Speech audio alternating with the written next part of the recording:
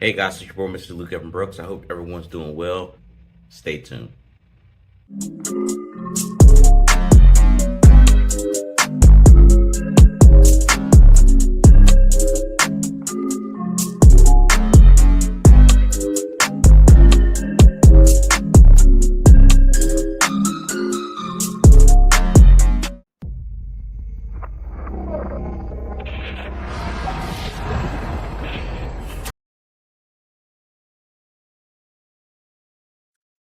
Hello guys. It's your boy Mr. Luke Evan Brooks. I hope that everyone's doing well. Welcome to my channel. I hope that you are liking it so far. If you are, please go ahead, make sure that you subscribe. Smash that subscribe button down there.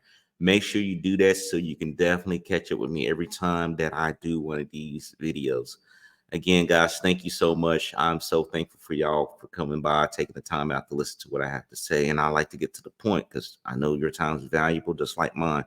Everything is possible. That's the topic today that we're going to talk about. Everything is truly possible, but it requires you to put effort in it, right? It requires you to have discipline. It requires you to sacrifice your time. But if you know that the reward is going to be much greater than what you're doing right now, then what's stopping you? I know that at one point I used to not look like this. Like I lost a lot of weight, over this past 40 days. And for me, it was just like I reevaluate my life with my father passing, and I truly miss him. It made me think about a lot of stuff from my perspective. Like, hey, what are we trying to do? What are we trying to do? What are we going to do about getting these results that we write in an affirmation book? Is it going to be possible, or we're just making stuff up? Or are we just talking about, like, hey, at the end of the day, we're just talking just to talk? Because I don't think my dad will approve that. And I thought about those lessons. I remember when I was growing up playing basketball, and I'm a short person. I'm 5'4". And, I think my dad might have heard people talk about, oh, he's short, might have sitting in a stance. Who's that little short little boy? He's too little. He's short. He this and that. And I didn't hear the conversation, but I'm just thinking about listening to my dad and how he just pulled me to the side and said, hey, I want you to know about a basketball player that is short and just like you. And he's in the NBA, Muggsy Bogues. And I met Muggsy Bogues twice. He came out here in Bahrain not too long ago, but I met him when he was playing for the Hornets and I think for Golden State Warriors, and got his autograph. And my dad told me, hey, we're going to get this movie. It's called Don't Tell Me No. Don't Tell Me No. And it talked about Muggsy Bogues, Tyrone Bogues, played for Wake Forest. And he was short all his life, right? But he could play basketball. He could steal the ball. He could shoot the ball. This dude was bad, right? And, Muggsy talked about in the video that he was right beside the tallest player that he was playing against in college. And he was pointing at Muggsy, laughing like, oh, look at this short dude. He ain't nothing. At the end of the day, Muggsy made him eat those words, he said. And he scored all-time high in that game, I believe. He beat that team really bad. His Wake Forest beat the hell out of him. And in his mind, he never thought he couldn't be in the NBA. He never thought about he couldn't make the team. Well, no, he knew he could make the team. Everything's possible. So when people tell you it's not possible, you can't do this, you can't do that, who are they to write your narrative? Who are they? I remember when they were talking about a person cannot run a 4-minute mile, they would die if they hit 4 minutes running a mile. It's not true. That we'll never reach the moon. Man would never set foot on the moon. Going to the moon all the time now. We're sending stuff to the moon. We're about to go to the moon next year. So if something that crazy to go to the moon, to go to Mars is possible, what is it to stop you from achieving your dream? I think a lot of people trade in their dreams for false narratives. They believe that things are not possible. They believe that at the end of the day, they're meant to live this way. And I believe that I had a conversation with my friend and I said, what's the meaning to life? And they couldn't answer it. It was like to live. I said, but what do you define as living? Because you can have a homeless person living on the ground. He's living. What is to live? Is it to to be able to experience your time here on earth while you got time. And like I say, when my father died, it had put me in a different shift in mindset. It made me wonder, like, how many seasons do we have? My dad experienced 80 seasons of winter and 80 seasons of spring, right? It's not a lot of seasons. How many times do we get to experience Christmas? How many times we get to experience our birthday? Those things matter, right?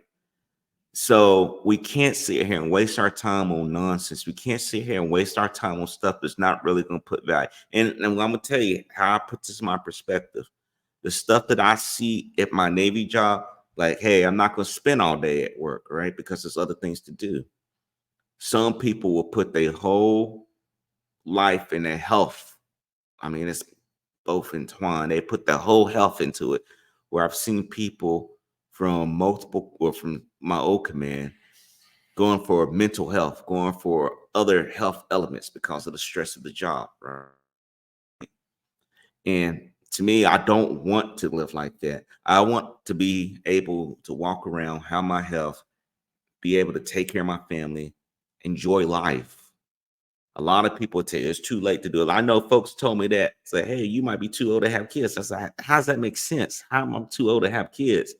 Last time I checked, my anatomy was a male. So I don't know where you're coming from with that. Everything's possible.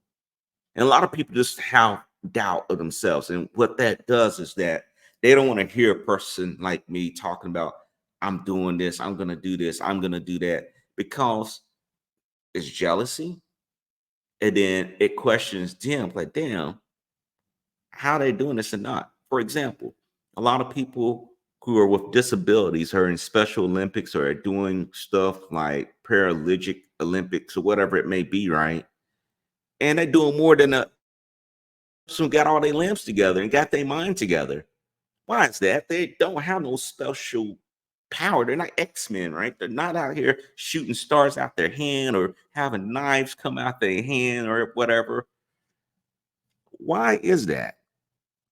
Is that because they don't want to lose, right? They don't want to sit here and hear someone talk about they refuse to lose, right? They're not trying to be in a situation where someone said, well, you're with a disability, you can't do anything now. You just got to sit here and just be fat and grumble and everything. They refuse to hear that. They know everything's possible. If you show them the thought, you can do this. That's the thing. You got to get the thought in your head that you can do this and hold on tight to it, because there are going to be days that you're going to sit here and question a lot of things that's going on in your life. And you're going to really want to know, hey, is this actually possible? And you got to reinforce that. Ways to reinforce it: daily meditation, reading affirmations, praying, working out. Yeah, that's right, working out, because your mind has to connect with your body. If your body and your mind are not connected, it's going to throw you off. I've talked to many people where they say, hey, I stopped drinking. This is what happened to me when I stopped drinking altogether. I started getting stronger. My body started connecting with my mind. I was able to do a lot more things. I start feeling better about myself. And that's what part of the thing that happened to me. I lost over like 20 some pounds, and it wasn't because of depression. It was not part of that. It's that I start looking at my life. I start looking at what I wanted versus where I was at. I say everything's possible. I see that I can do this. And you may be around people that just always cast doubt inside their mind. Avoid those people. Now, it may be family members. I'm not sitting there saying you got to curse them out the black plague, but don't sit around and dwell on misery. If you dwell on that, that stuff will bleed into your life. And that is something of a energy drain on you. You truly want to be able to do the things that you want to do to make your life a lot better. And then that's going to be a shining beacon to others that's nearby you, that's going to really, really take a hold of that. Again, guys, I hope that you enjoy the message. My name is Mr. Luke Evan Brooks. I thank you for tuning in. If you're serious about this, make sure you don't forget to subscribe, like, share, and subscribe. Comment down below. I got my course down below, carsharegenius.com. This is what's helping me become from moving from semi-passive to passively working remotely around the world using Turo. Okay, guys, definitely check it out. Take the time out and check it out, guys. Don't give up.